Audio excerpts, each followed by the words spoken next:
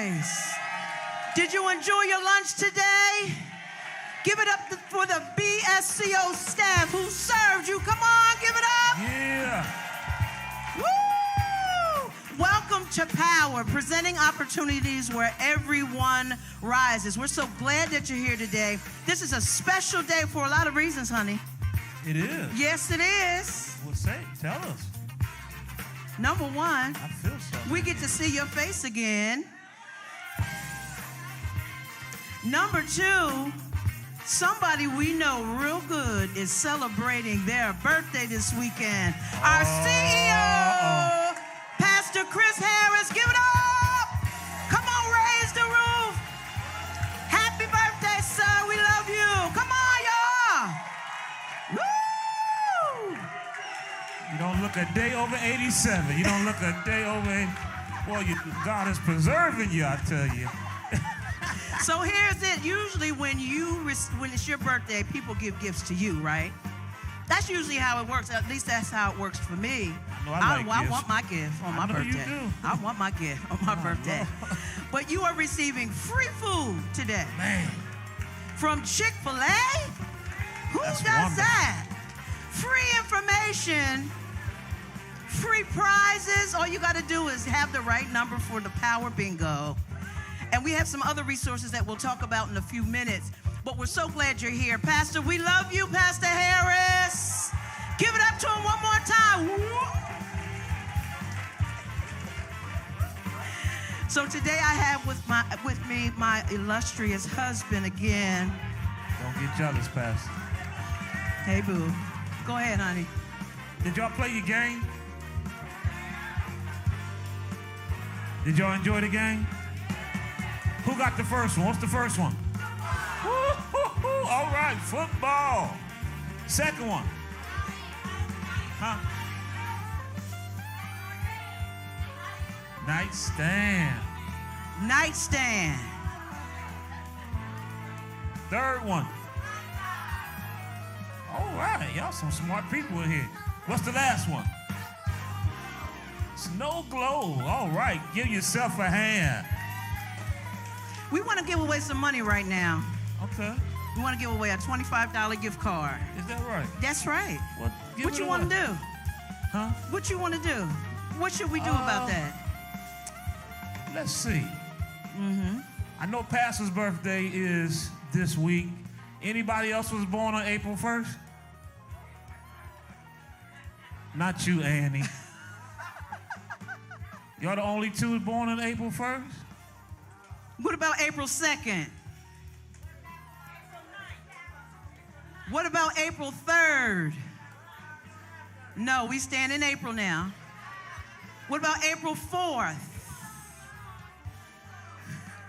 What about April 5th? You work here. You work here. You April 5th? April 6th? We're going to come back and give that card away because we got some information for you, and we want to be able for you to get that. Stay engaged. I remember April 5th. Stay tuned for this next video. We'll be right back. Be right back.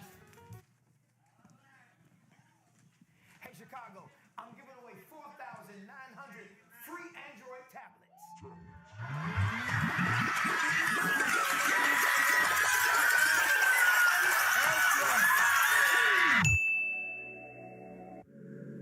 I'm Pastor Chris Harris, and I'm super excited to partner with Moolah Mobile. Listen to me good. The digital divide is still real, and many people still struggle to have access to the internet. And so we are really looking forward. On my 49th birthday, I wanted to give.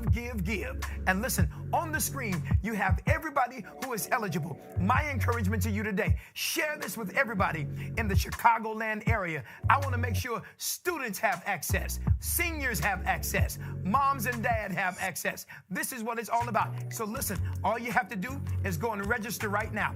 Those who are eligible, we're going to be a blessing to you. And check it out.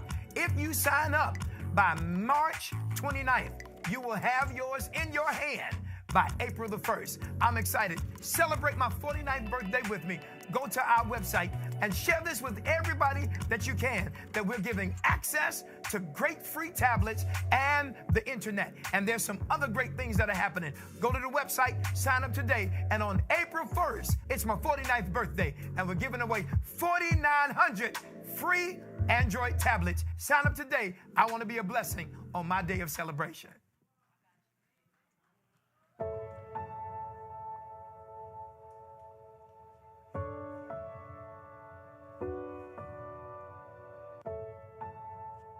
When I went to Israel in December of 2012, I saw a place called Natal in Tel Aviv. And what blew me away was the fact that they had people in Israel that suffer from PTSD. But while they worry about missiles and sirens there, we're counting body bags and toe tags every single day in Chicago. So I decided I wanted to bring back to Bronzeville what I saw in Israel. One of the things that prompted this work is the fact that there's this vicious cycle of violence. And folks were asking, why does this happen? That's why we have to do the trauma counseling work. So, we know that hurt people, and so we end up as advocates, we end up as wounded healers. The reality of it is, to ask for help is actually showing strength. It takes a strong person to ask for help, to need, to show that they need help. We have so many people who really don't believe that there are certain resources that are available to them. And with the help and the partnership that we have with Northwestern Medicine, it's been able to really open their eyes to other resources that they can take advantage of to really empower them. I shared with you, I'm a son of the soil of Bronzeville, raised up in the Dearborn homes, 2930 South Dearborn. So I work, worship, and witness in the place that I was born and raised. And that's really exciting. So when you think about Bright Star Community Outreach's turn model, it's 5 core competencies: counseling, mentorship, parenting, workforce development, and advocacy. With BSCO and Northwestern Medicine partnering, the one statement that I would make is game changer. Northwestern Medicine comes in to say, hey, listen, we want to be a part of the process of healing the community, helping the community become healthy. And one of the best ways they've done that is educating the community. I am really happy to hear that you're absolutely reaching out to people and definitely doing something. That is amazing. I've been born and raised in Bronzeville, and I can honestly say that organizations like Bright Star, I've seen change youth and entire communities. Don't come and do it to us, come and do it with us. And that's what Northwestern Medicine has done.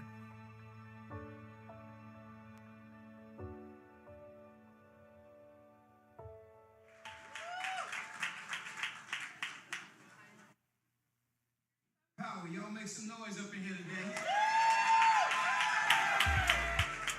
All right, wait a minute. Let me try it again. Power, make some noise up in here today.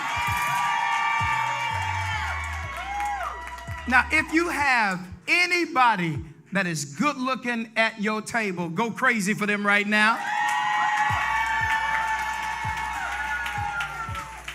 I am super duper excited. Pastor Chris Harris here, and I'm proud to welcome all of you all to our Bright Star Community Outreach Power Session. And POWER is an acronym presenting opportunities where everyone rise. And this is really what it's all about. Do me a favor. I know y'all got some Chick-fil-A juice on y'all hand, but just grab your neighbor's hand right now and raise it up and say, when I go up, I'm taking you with me.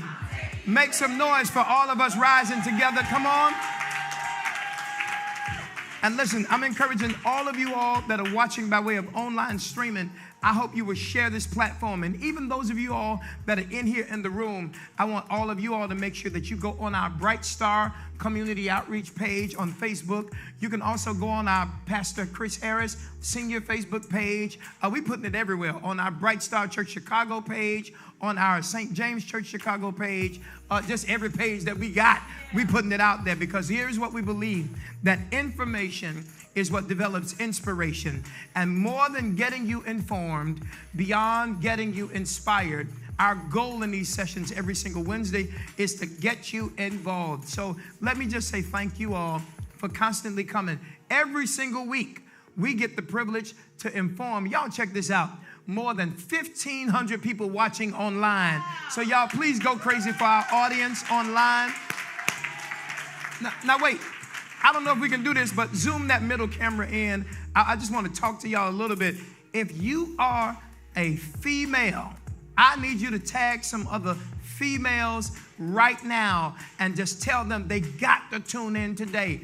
Brothers, if you got a mother, a sister, an aunt, a god sister, any amazing woman that you know, I need you to tag them right now and tell them to tune in to today's power session. Why?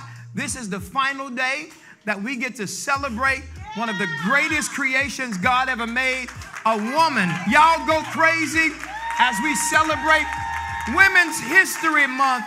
All the women in the room, if you can, stand on your feet. Y'all, come on. I need y'all to go crazy for all these powerful women. Ladies, y'all got to make noise for each other. Yo, now let me just say this. It's really, really important. We have some amazing CEOs. We have some amazing, powerful people. But let me tell you why I'm grateful today about today's session. The reason I'm grateful about today's session is because the people that make me look good, to be very honest with you, are these women that are on this stage. These ladies lead Bright Star Community Outreach. Now, it's not just the ladies, but fellas, I see y'all at Men's History Month. But today, we're just talking about these sisters, and they help us to shine brighter. Up here on this stage, you have expert executive assistants, you have chief operating officers, you have directors, supervisors, managers, people who lead things. But thank God that we have the privilege today to celebrate, honor, and learn from, hear from leading women. Go crazy for all of these ladies that are on our panel today. Power, make them feel welcome today. Come on. I want to give everybody an opportunity to introduce yourselves, and we'll start over this way. Just give us your name and just a little bit about you. Just really, really quick, 20 seconds about you so we can really, really dig into the conversation.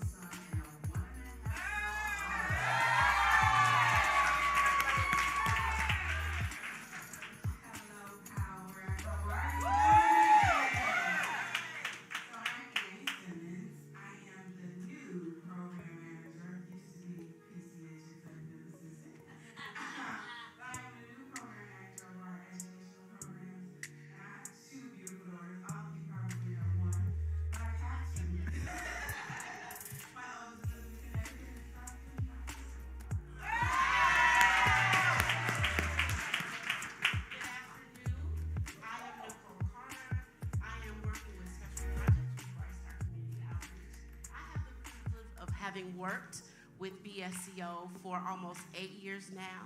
Yeah. I am the mom of an amazing 6-year-old, and I really, really believe that it's so important to pour into families. That's what drives me every day. Amazing. Good afternoon. Keep going. I'm Sylvia, everyone. Sylvia Osborne. Thank you. I am Pastor Harris's new executive assistant, so pray for me. No, but my son is with me today here in the back. Good afternoon, Power. My name is Deanna Perez, and I'm the director for the Behavioral Health Department here at Bright Star Community Outreach. I've been very lucky to be here for the last year and a little over a half, and I can't wait to continue to work with each and every one of you. Good afternoon, Power. Joni Vaughn. Nice to see y'all. Thank you for being here. And in August, on the 27th, I will be married 29 years to my boo.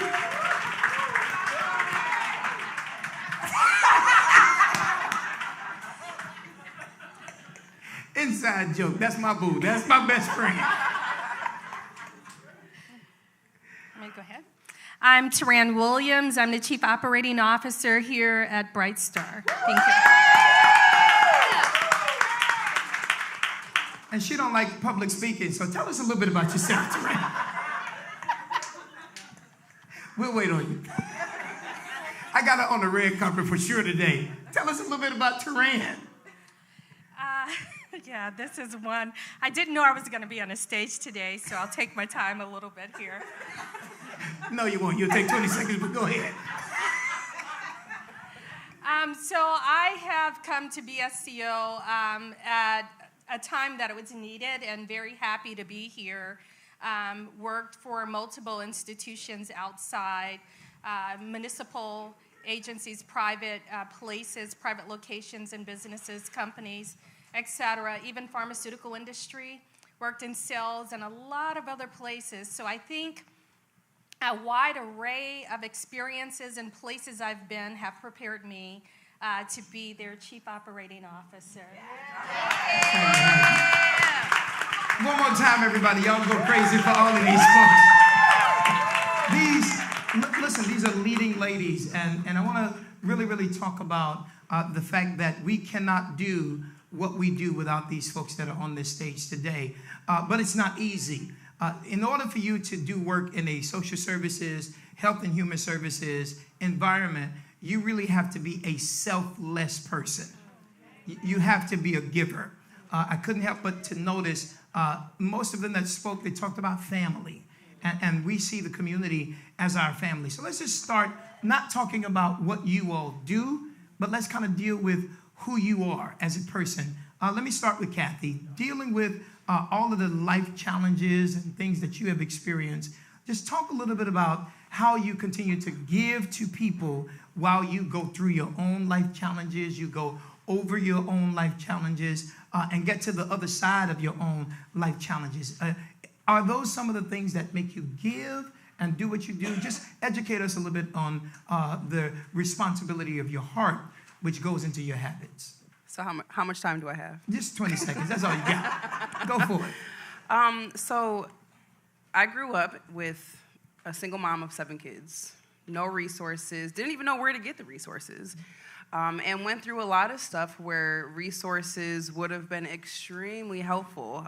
So, you know, hopping over to my adult years now where I have my own family and go through my own trials and tribulations, I think that what keeps me going and keeps me giving is, one, it's how I relieve my stresses, my anxieties. It's how I help to get through I know God will get me through what I'm going through because I'm giving to others, right? So it's helping me get to the other side of peace. And then, you know, I always think, like, if I'm going through this, or I've went through this, there's somebody else that is also going through it or has went through it. So what can I do for somebody else that would make my situation easier for me if somebody did it for me?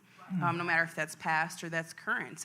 That could be money stressors, right? If I have money stressors, you all have money stressors, right? So how do I connect you to financial literacy so you can improve your credit, so you can improve your savings?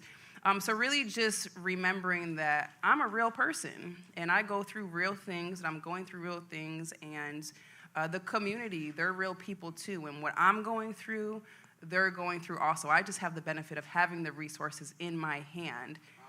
So therefore, I'm obligated to share them and to give them out to other people. That's powerful. I think it's powerful. If you had to pick one out of the myriad of things, especially what Bright Star Community Outreach and all of our other partners do, if you had to pick just one, what is one main community effort that you truly are passionate about and believe in? Oh, that's hard, Pastor Harris. I know. Just one? I know. So what I will say is just one. Man, there's so much. So the thing that Bright Star does that I am a firm believer on, you can ask Joan, is we don't do things to the community. We don't come in and say, you need a white horse. We, with the community, say, what do you need? We gather the data to look at the data and then say the community wants and needs a brown horse, so let's go find a brown horse, right? So doing things with the community, and that's what Bright Star does, right? Everything that I do is based on, what do you need? What does Mother Mallard need? What is not, this is what I think she wants, right?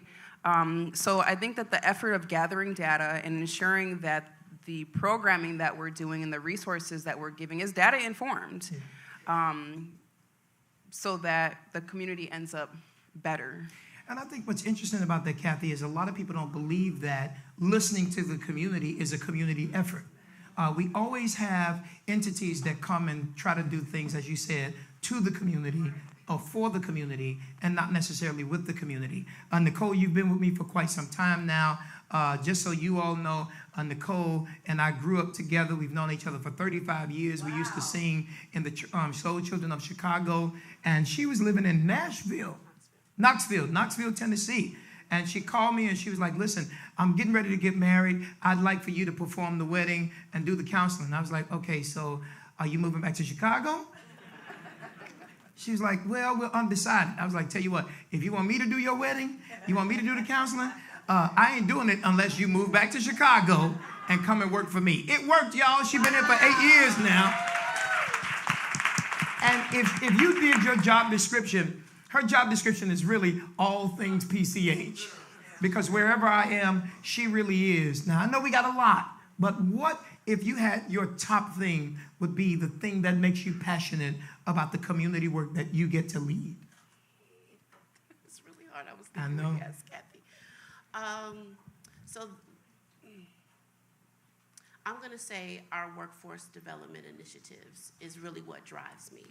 As we're thinking about workforce development, and I spoke about this before, really giving individuals the opportunity not just to have a job that's minimum wage, but really giving them the transferable skills that gives them the opportunity to get resources that really help to build wealth for their families. So I think that us looking at workforce development in a different way, which in my opinion affects all the different areas. So workforce development not only enhances people in terms of what happens to them financially, it can help them mentally, it can help them physically, it can give them more hope. And I think that that's really important. So it's the bridge that I think that begins the success. And then when you think about workforce development, it also is violence prevention. So I think that that's one thing that we do that's really holistic in nature that really gets me excited. I think that's pretty amazing. And when you talk about plans, passions, protections, Joni, one of my favorite books that I read out all the time, and one of the names of the book is Proverbs, and one of the chapters is about chapter 19, and I love somewhere around verse 21, it talks about many other plans of a man, right? A man can have a bunch of plans in their mind, but I think God's purpose is what really fuels all of that. Let me ask you, what are you passionate about? And what do you do that you would do for free? Even though it's a job, I think there's a difference between a job and a calling. What would you say is the thing that you do that you would still do for free? Well, Pastor, I love to have interaction and engagement with people. I don't have to know you. I don't have to see you ever again in my lifetime. But just to know for that few moments or an hour or two, I have been able to engage with you, to learn your name, to learn a little bit about who you are. So I believe, Pastor, that listen and silent is the same word. It's just spelled the other way. So if you will just be silent and listen, you will learn about the people that God places before you or that you come in contact with. It's not always for us to talk. If we would listen more, that's why we only have one mouth and two ears. So we are supposed to listen twice as much as we speak. So I believe that is what he's called me to do. And the reaction is that right there. That's what he's called me to do. Yeah, I know a guy that used to be like, tell him what I told you. Listen, did y'all hear what she said? I mean, that raised me up. The words listen and silent, same letters, two different words. How powerful is that? I think it is abundantly amazing. And with our helpline and the trauma work that we do, we always say before we can heal, we must first listen. Before we can heal, we must first hear what those needs are. Let me just ask you, Deanna, you lead our trauma counseling work, you lead and direct our behavioral health department. Do you believe that people listen enough and take time to pour into people? Because a lot of people don't realize these exchanges are often transactional and not really relational. Teach us how we can hear more. That's a really good question, a really good thought. I think that in this world, when you can have an answer in a split second because you have a device in your back pocket now that will give it to you, we are very transactional. We want things when we want them, especially when it comes to mental health and our physical health. We want a quick fix. And so as a society, we're slowly coming away from listening to each other and listening to ourselves, being kind to ourselves and being kind to our neighbors. And so to your point, I feel like it's my job to train this department to the best of my ability, so we are here to listen to you, so that we can help you and point you in the right direction and really be there for you. Not give you answers, not give you the things that you may not need, but just be with you and hear you. Because there's so much that is going on so fast that we forget that. We forget to help ourselves and to help our neighbors. I think that, and one of the reasons I love that we do the trauma counseling work, and for those of you all that may not know, we have a trauma helpline that's available. You can call it at any moment, 833-TURN-123, and we'll put that information on the screen for you. You saw the commercial a little bit earlier. But let me just ask you, isn't it amazing that I can try to reach my fullest potential and not be able to tap into my potential because of trauma? When I'm trying to tap into my future, what should I be focused on? What do you think I should really focus on when I'm trying to move ahead? And is there anybody in the room, can we be transparent today, that's ever been traumatized in your life before? Look at those hands going up. And is there anybody like me that when you had that moment of traumatic experience, it put you on pause? You could be writing a book and have writer's block because of trauma. You can want to have the next level of your relationship and be on pause because of trauma. When we're trying to tap into our potential and tap into our future, what should we focus on, Deanna? I think to your point, that pause is your body telling you that you can't fix this in a second. You can't fix this in 30 seconds. It's going to take time. And our society has told us, oh, there's a pill, or, oh, we can just forget it, or we can pray it away. Right. Sometimes we can't. That's right. And so it takes time. Just like when you were a little kid and you fell on the playground and you needed to clean that cut and put a Band-Aid on it, it takes a while for that cut to heal. And if you don't clean it first, it's going to fester. And if it festers, it gets worse and worse. And that's when you see life problems. And that's when you see other issues in your life with your relationships. So when you come and speak to people like here in the behavioral health department, we help you to take that Band-Aid off. We help you to clean it a little bit and then put that Band-Aid back on until it becomes a scar. And that's what we can hope for with regards to trauma. We're not going to forget it because it makes us more resilient. It makes us stronger and faster. So, when you think about it, Sylvia, thinking about tapping into your future or trying to develop into something, just kind of give us some tutelage today on how you can position yourself for future potential, tapping into your passion, and let me just say this, not giving up on your dreams. Would you do me a favor? Would you push on somebody right now and tell them, don't give up on your dreams? Come on, touch somebody else. Tell them, don't give up on your dreams. I'm going to see if I can say something to get 30 of y'all to clap only if you agree. It doesn't matter how old you are, how far behind you are. You can start all over again. I got some witnesses. So Sylvia, you're my executive assistant. Lord have mercy. Y'all pray for me between Annie and Sylvia. It ain't no joke. Push us to that next place. Coach us. First, can I have your mic? That's why I didn't think my mic was on, because yours is like substantial. See, y'all turn her mic up. That's what she's saying. But thank you for the question, Pastor Harris. I think it's very important that we surround ourselves with mentors. It is how I was able to get to where I am today. Someone saw something in me that I didn't necessarily know was there. I went to school for business purposes. I wanted to go to beauty school, and my mother said, no, we're going to go to college. And going to college, it was a whole new world. If you remember the show Different World, it is a different world.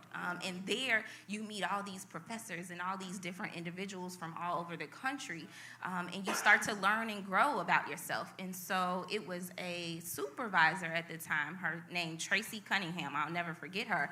She said, Sylvia, you are really good at this community work. And I'm like, what is there such thing as community work? I was just trying to, own my own business one day.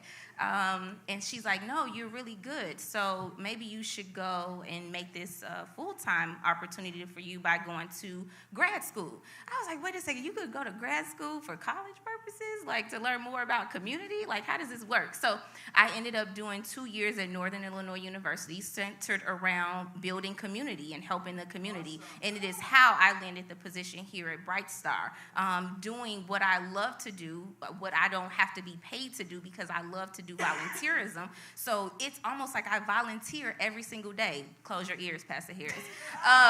But it is almost like I'm volunteering every single day to help someone get to the next level. And to Pastor Harris's second part of the question of don't forget about your dreams, yes, I do desire to be a CEO still of my own entity.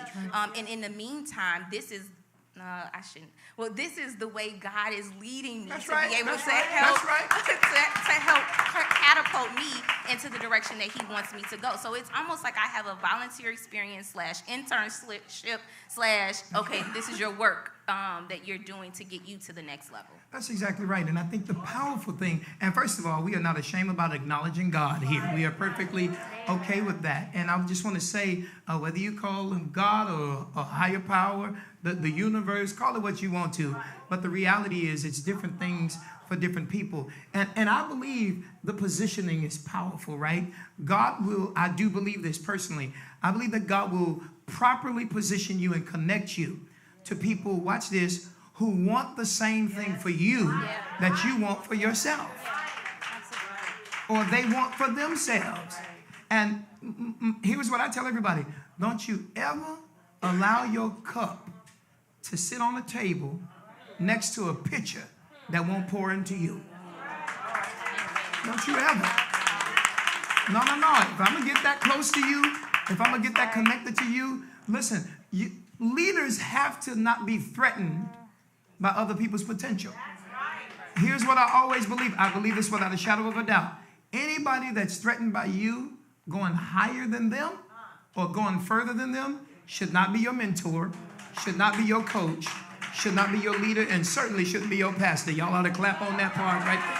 I just believe. I want anybody to go faster and further than I have. But wait, that talks about positioning. Everybody say positioning. Listen, you got to be in the right position. And you got to be in the right place, but also the right time. Cicely, talk to us a little bit about being positioned properly. The right place at the right time. Are there principles that we can learn about being properly positioned at the right time? Yes, I think it is, Pastor. First of all, I think it's important to know your purpose. And your purpose in life, it comes from God. Amen. So you have to know where you need to be and just believe that that purpose, you're going to achieve that purpose and knowing that it's coming to pass. So just setting your goal on your expectation in life and believing that what you want to do can come to pass. So it's very important, when you have these purposes and, when coming to BSCO, leaving a job after 29 years, I worked on the child care. And I know I have a deeper purpose, and that's working with people within the community, which I love to do. And I know that this is the way that the Lord desired me to go so that I can build more into my purpose that he has for me. I think that's amazing. Y'all give it up for folks that really serve. Now, this is a heavy one here. And a lot of people don't know how to ask for help, right? They often operate in a place of pride, right? But do me a favor, look at somebody and say, I could use your help. I can use your help. Right? Now, see, I'm old school, and I was raised up in the projects. When you ain't had no money, you ask somebody, hey, can I hold some? Right? Can I get that 20? And this book that I tend to read out of all the time, and I learned from it, it said, you have not because you... Oh, y'all read that book too, right? And so the reality is a closed mouth don't get fed. And the worst thing you can do is use ego and pride and make you miss an opportunity to have help. What do people tend to ask for, tend to need, and do you believe that we are properly placed to kind of provide those things? So I believe people ask for everything. In anything. You may need $20. You may need resources to help you move. I am a person that's a vast knowledge of resources and have them in my back pocket. So I am probably a good resource for many in my community and my family. Those come to me, and if I can't directly help you, I will point you in the right direction where you can obtain the necessary help that you need. But like Pastor Harris says, if you don't ask for it, no one is able to help you. So if you're sitting there festering, sometimes I kind of poke my nose in people's business. So if you're festering on something, and I've done this to Pastor Harris as his executive, I'm like, what do you need? What is going on? And he'll be like, well, I'm looking for someone to do cleaning or someone. I was like, okay, I got you. Like, let's do this. Let's move. That's how you got the job. Yes. That's true. It's so true. He called me for the banquet. That's right. And looking for someone to pipe and drape the church. And I was like, I got it. I'll call them tomorrow. We'll be on it. That's right. So did that. And so when you don't know, you don't know. And so asking someone is not a problem to ask for help or is no dumb question. You get taught that in kindergarten. There's no dumb question. So if I don't have the answer, I can at least point you in the direction to obtain your answer. There's some powerful women up here. Y'all ought to give it up. And knowledgeable. Now, right time, right place.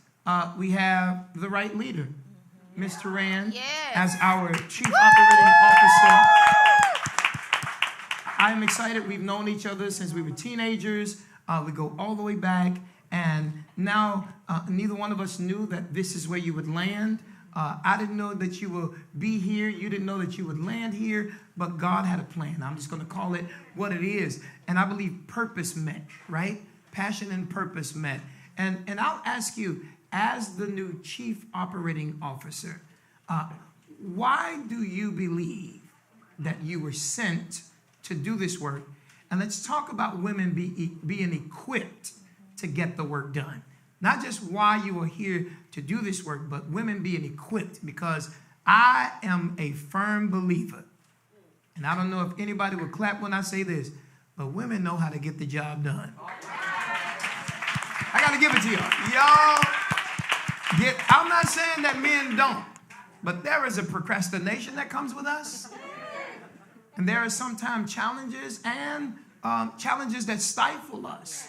Let's acknowledge that. But women get the job done. Talk to me about that passion, your purpose, why you believe you were here, and just women being equipped to get it done. So I'll start with passion. I came, and I tell this story, few of you have heard it, out of a family of 25. My grandmother was a woman that she would adopt children. We'd have foster children in her home. And then we had all of our cousins that lived there, if that makes sense. If some of you came out of the same homes I came out of, then you know family bunk up. And it was one of those times where we all grew up together. And the only thing that we had in our that I can remember is love. My grandmother was so good at that I didn't even know we were poor. That's so funny. It was the world who taught me that I didn't have anything, because they never told me in my household. We did everything together. She loved on us, and we didn't miss anything. And so coming out of neighborhoods that were kind of built like that is just how Chicago was built. We had community life in those neighborhoods. So my past is all of that, being built and established on a foundation of love. Through that, having a love for God. Early in my life, I've always had a love for God. It's so funny. I grew up Baptist. I ended up going to Kojic. I was part of a Church of Holiness. And I swear to you, I've been set in almost anything and everything. And I think God had a purpose with it. It's taught me to love no matter what. And it is not out of some religious picture. It's loving God for who he is and what he can do for his own people and what he wants to do for us. And so I said that to say the past is love, the foundation. The present is getting me into a place where I'm being developed. And over time, God had taken me and walked me through different stages of my life. I worked, and you know, it's so strange. He took me and isolated me. I didn't even know he was doing this. And he protected me and a shield of faith around me. I have never, ever had to fight any battle. I really mean that. I've been in some really tough places. I've worked for the city. I've worked for some of the top pharmaceutical companies. And whenever something came against me, he would tell me to stand still. And I can remember the word of God rising up in me on some occasions through different experiences in life where he positioned me to stand still to represent him. You find that he will set the standard and nothing can move it. And so being established in that allowed me to go many places, meet many people, and be able to get developed in those areas. And so by the time I made it to a place of purpose, I'll tell you really quickly, and I know I'm supposed to have 20 minutes, but I'm going to take a little bit more, you guys. That's what you can do when you're the chief operating officer, right? So I'll tell you a little story about me most people don't get to hear. I worked in 2005, and I got laid off from my job, and God deals with me with dreams. He told me that he was getting ready to do some really big things with me. And I had no idea what promotion looked like. So it's not what we think it is. When you talk about promotion, the refining that he talks about, it's almost like gold going through fire. If you really want to do work for God, I can guarantee you it's not going to look like what people are telling you it is. It's a whole new different process that you go through, that he develops you through. And I lost my job. I remember not having a place to go for almost 14 years. You never heard that story? I was homeless for 4 years and 14 years in transition before I got my next job. But among that, God had allowed me, while I was working for the city of Chicago, to go into a place of a shelter. And he knows that I'm a fix-it person. Give me a puzzle, I'll put it together. Give me the pieces, I promise I'll tell you how they go together. And so that's the gift that he gave me. And so among that, he allowed me to go to a shelter. Now, I had no idea what I was doing there, but intense prayer, 3 years, 8 hours a day. I get to really intensely work with God, and he talks to me the same way I could talk to you all. And I could remember him laying out a plan for homeless, laying out a plan for people that had struggles with jobs. I have a brother that's been in the prison system for 30 years. And so you want to talk about the challenges that families go through with these individuals that are being incarcerated. And then I had a sister who was an alcoholic. And so we had challenges with that. Had many family members. So I really believe he put me in a community where there was nothing but all of those challenges so that I could figure out how to fix them. And by the time I got done writing a plan for the homeless structure And I mean, I really got a chance to intensely understand the transitions that people were going through by going through it myself. It wasn't something that he could explain to me. It was not something that the city was ever able to fix. And how do you know that God will take a precious stone and place it in a place? Right after I wrote that whole program that he had given me, he literally took me to work for the state of Illinois in some of the top positions. I've worked for IDPH, DHS, DCFS, before working for 2 governors. And it was by no accident, because by the time I got to the governor's office, they were asking me what the problems were. And I was able to help them find solutions for the neighborhood. So I tell this testimony not because I'm a person, you can look at me and you see and you believe that she's just this proper speaking person, but I promise you, the fire he put me through, he refined me through it. And he allowed me to be able to tell this testimony. And he allowed me to love people even when they don't love me.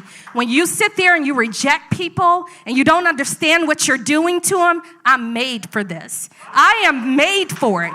And I will teach you how to love people that you call yourself rejecting. You don't know them, get to know them, because God is rooted in love, and love conquers all.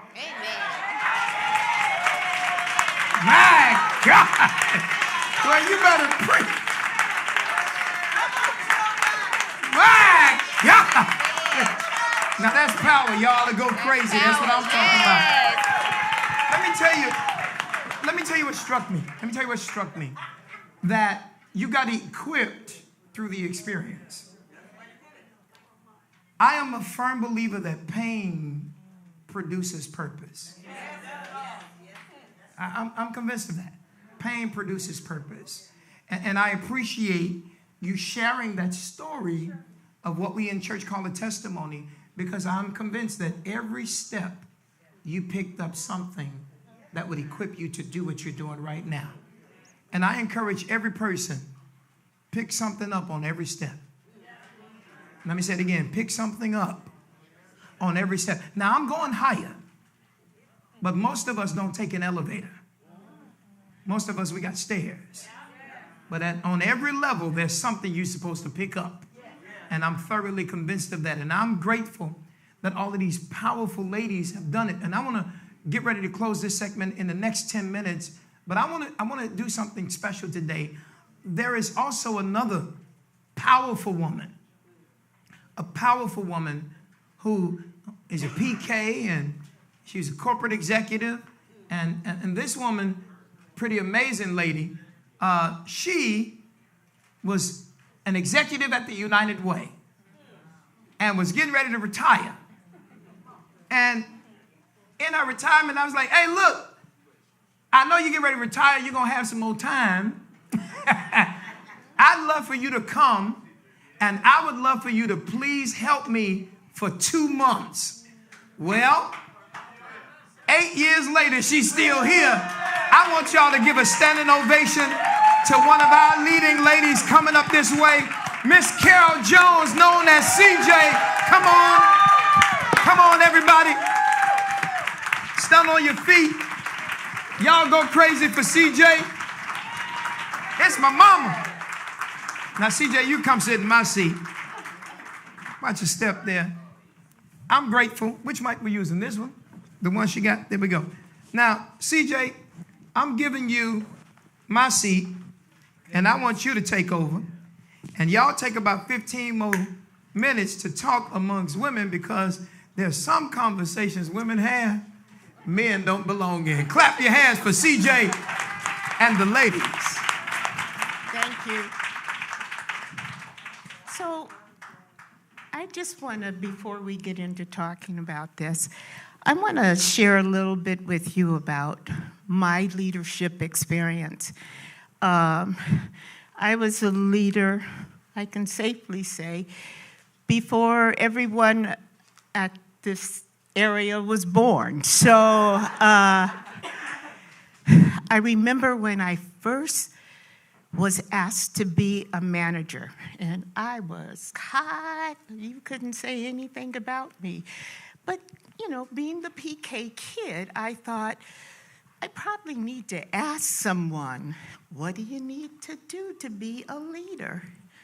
So I went to my director who said, what you need to be a good leader is tell them what to do. And if they ask you why, tell them because I told you. That's why.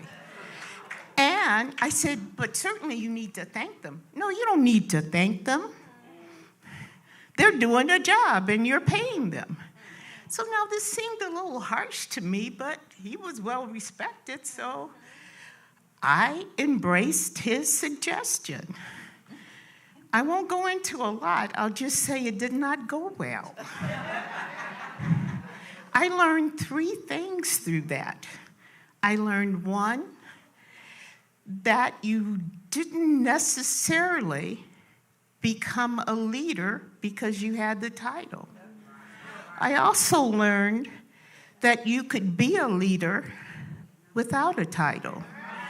And finally, I learned that my director was an idiot and I shouldn't have listened to him. So it's important that as leaders and women, we listen and we learn. And so I'm just going to ask the group here, what's been the hardest thing on you for being a woman who acts in a leadership capacity? You know I'm going to pick on you, Nicole. So I think the most difficult is work-life balance. Mm-hmm. That's extremely challenging.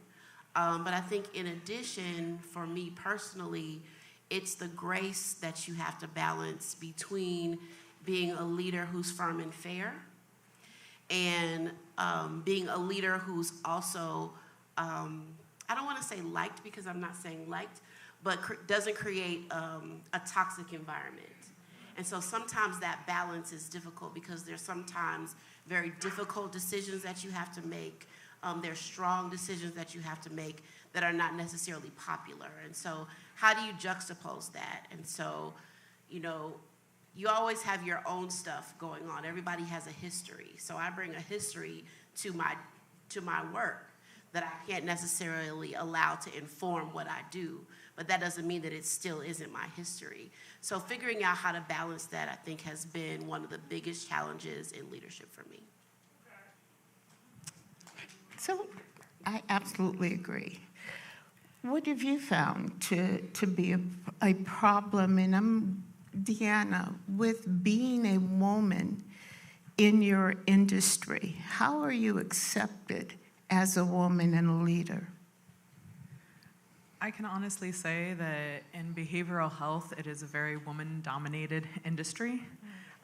So being a woman has not been my challenge. Being a clinical leader and a woman in leadership has been a challenge because even though it is very female-dominated, somehow all the leaders are still men. And as we all know, we all have very different perspectives. And so my thing is building systems and listening to my staff and making sure that they come back every day to do this really difficult work that I'm asking them to do every day. That is not necessarily what some of my previous leaders believed in. They believed more in the bottom line, billing, and things that are important because we need to come back the next day and pay our staff, but can be done so in a way that is more suave. More feminine. And so that has always been my challenge. In addition to, because of how I am and my own personality, being perceived as not knowing my role or being too strong or being not feminine enough, but in a role that requires some very hard decisions and some very sometimes drastic change. So I think that's been my biggest challenge. Yeah. I would venture to say that we've all experienced the not feminine enough, not strong enough, or not being taken seriously because you were cute. And to still have to command the respect of the people that you work with.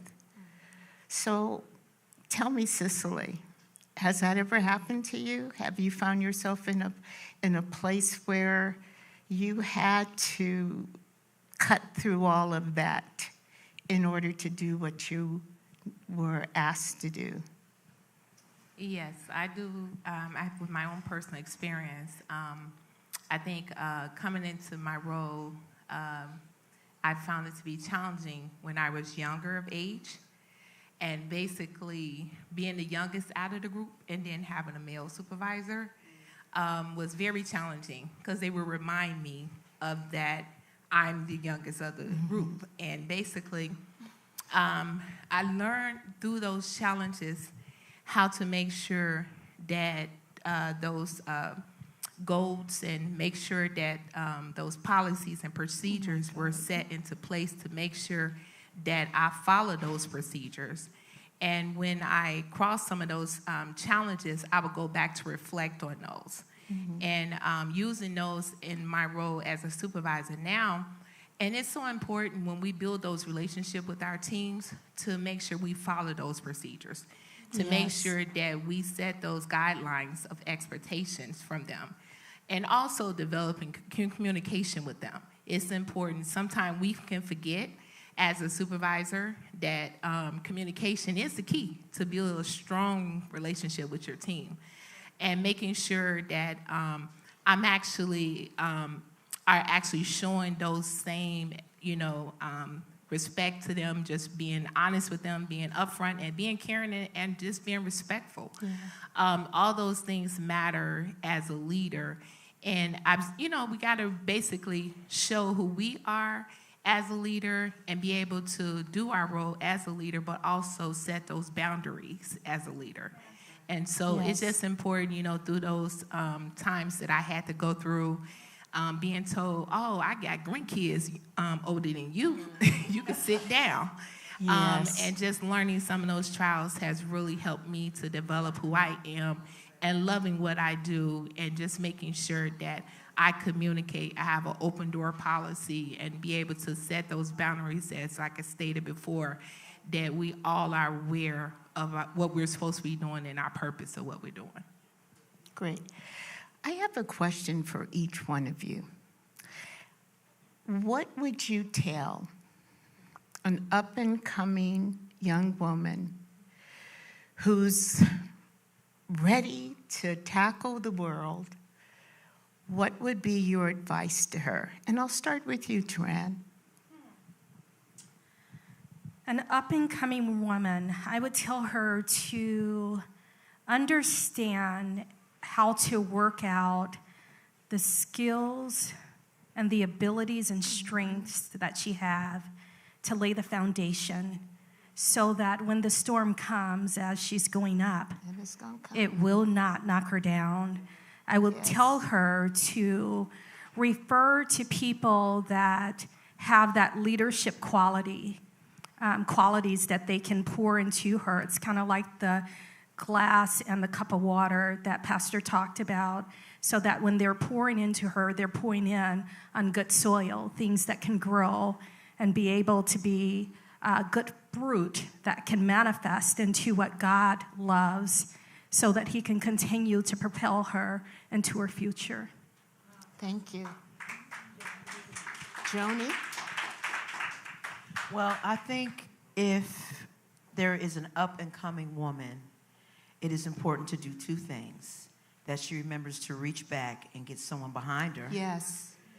And coach her on the way up also. And to remind her that no matter how great she would become personally, that having degrees on the wall does not necessarily make you a good human being. Yes. That you have to reach back and help someone else, because that's how you grow personally by helping somebody else. So I would tell her that whomever it happens to be in your path and on your way, make sure you are bringing them along, or at least pointing them in the path that you took. Maybe they won't take the same path, but pointing them in the right direction through your life. Allow them to see how you did it, not where you are, but how you got there, so that they will have a direction to go in as they come up. Deanna. I would tell any young woman, first and foremost, know yourself.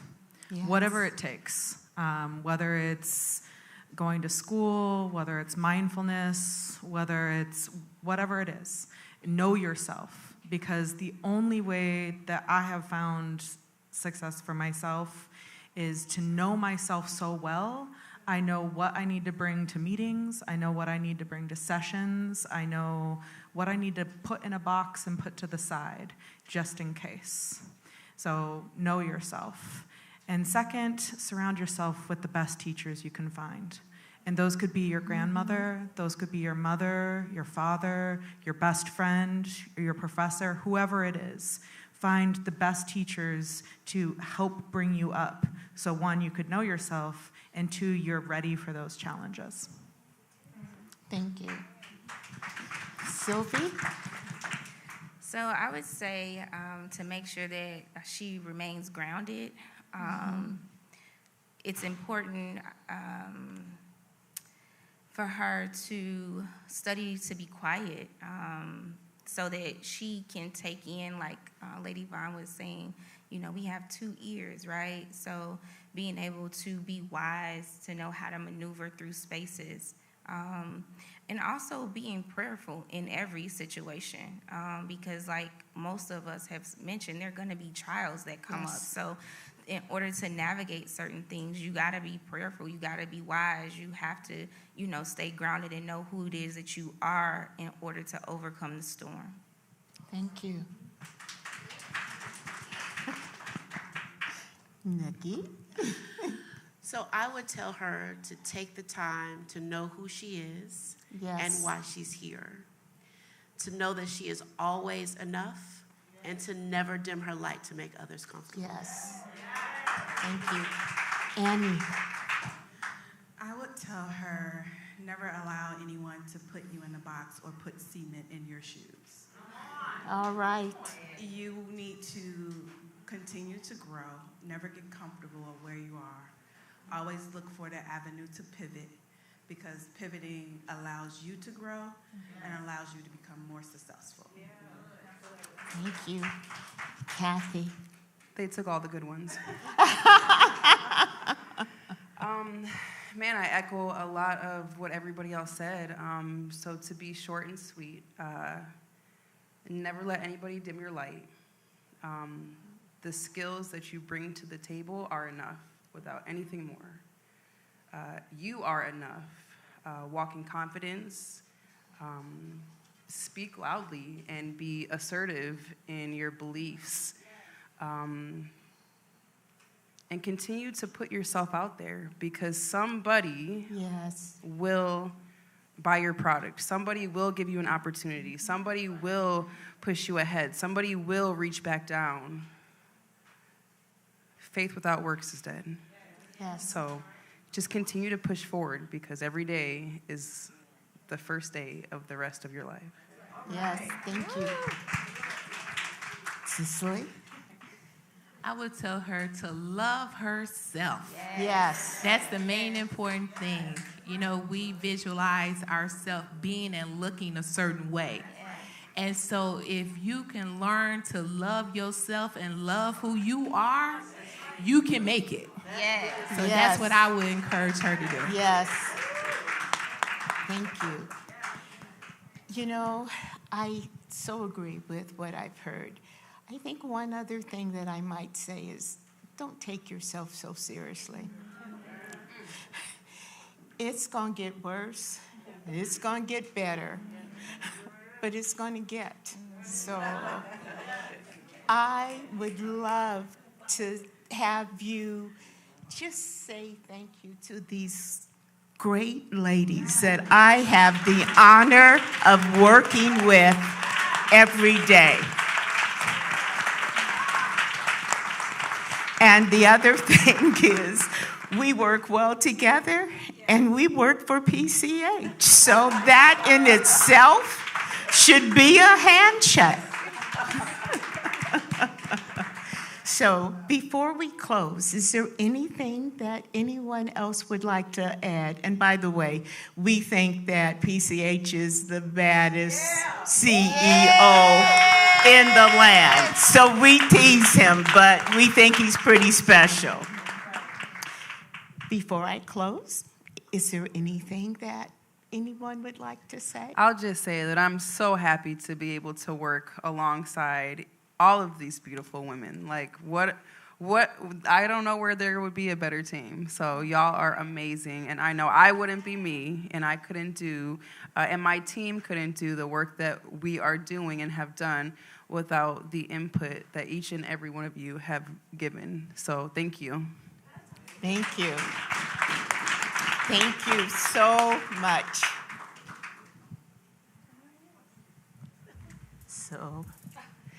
So, Miss Joni, I'm going to give it back to you. Well, all right. All right, put your hands together for my sisters.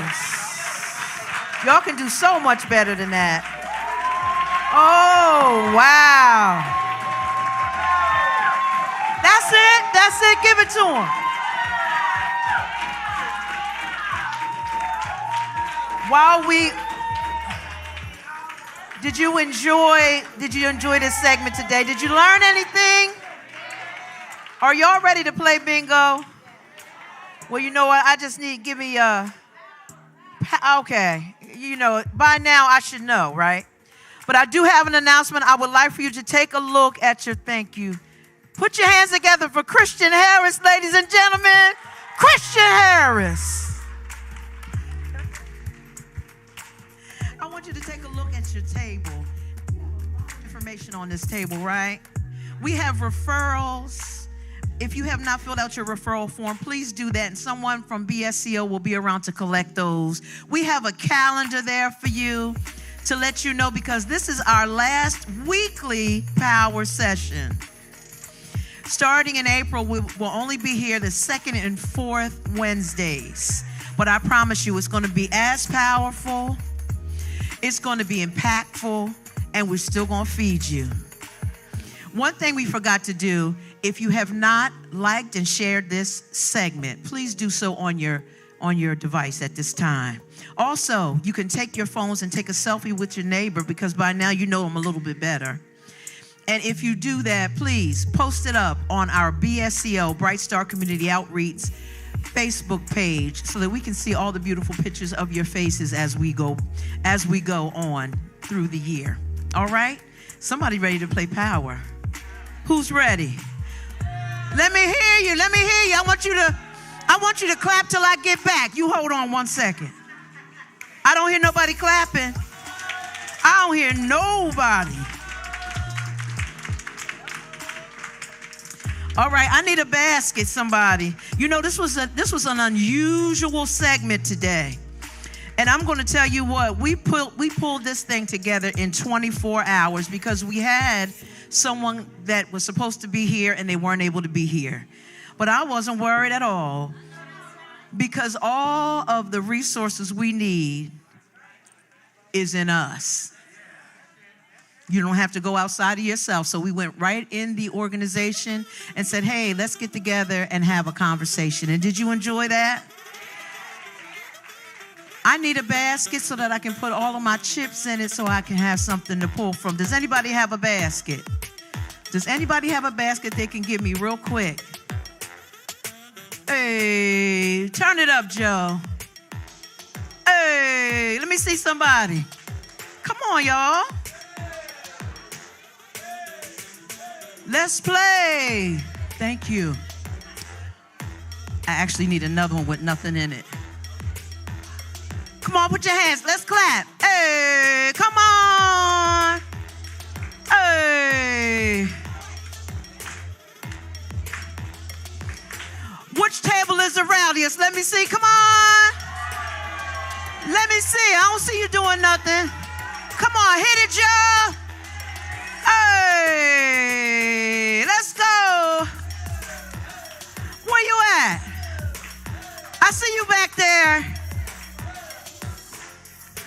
Let's play power.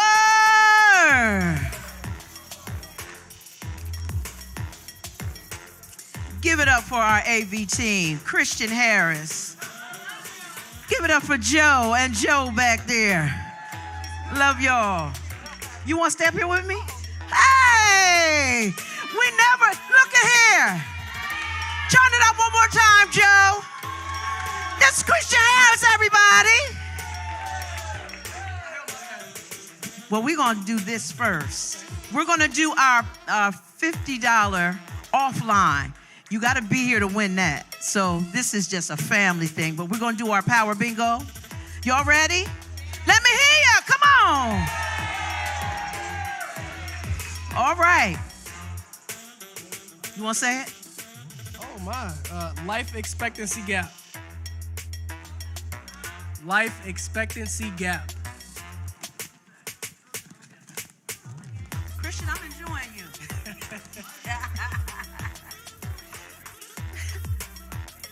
What is this? Vaccines. Vaccines.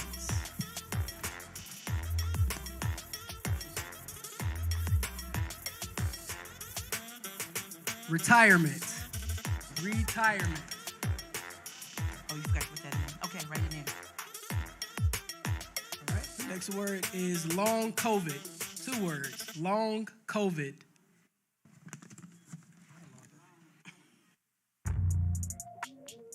All right. The next word is asset. Asset. Uh-oh. Asset. The next word is asset. We got you. We got you. We got you, mama. All right. The next word. Are we ready? The next word is savings. Savings. Christian, I'm really enjoying you. Thank you, Pastor. All right, the next couple words. Social determinants of health. Social determinants of health. Nothing yet? No winner yet? All right. The next word is banking.